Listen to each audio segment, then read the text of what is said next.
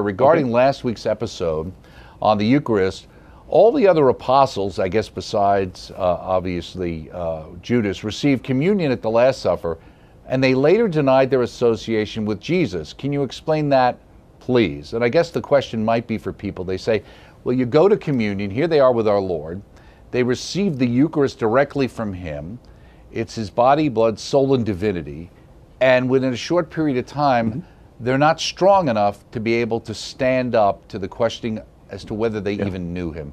If it's really Jesus, why wouldn't they have had that ability? And even for ourselves in our daily lives, if people say, well, I see you go to communion, you're receiving the body, blood, soul, and divinity of Jesus, and then I see you go out and live a life that's not exemplary at all or reflective of what that should be. How does that work? Yeah, it's the old problem of free will once again. And of course, God, the Lord is not going to abrogate free will, for any of us, because of course, this is the whole purpose of our lives here on earth, that we have to choose God and choose His way and choose His law. And this is not going to be an easy thing, because there's so many other kind of alternative choices that are very, very, difficult indeed to resist sometimes, because of not only our own internal disposition, but because of the temptations of the evil one. But for all intents and purposes, yes, free will is the intervening factor. And the apostles, God bless them. They had just been through Jesus' crucifixion. They are, He's being taken, He's being arrested.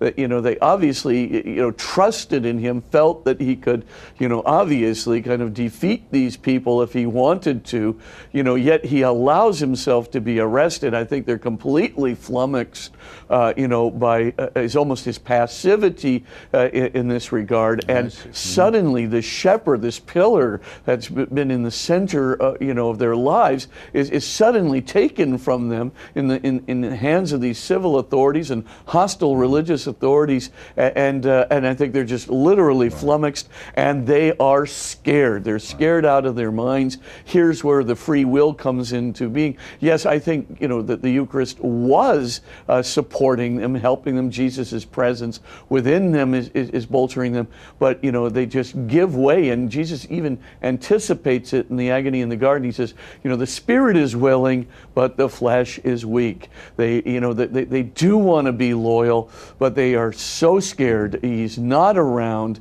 He always was around.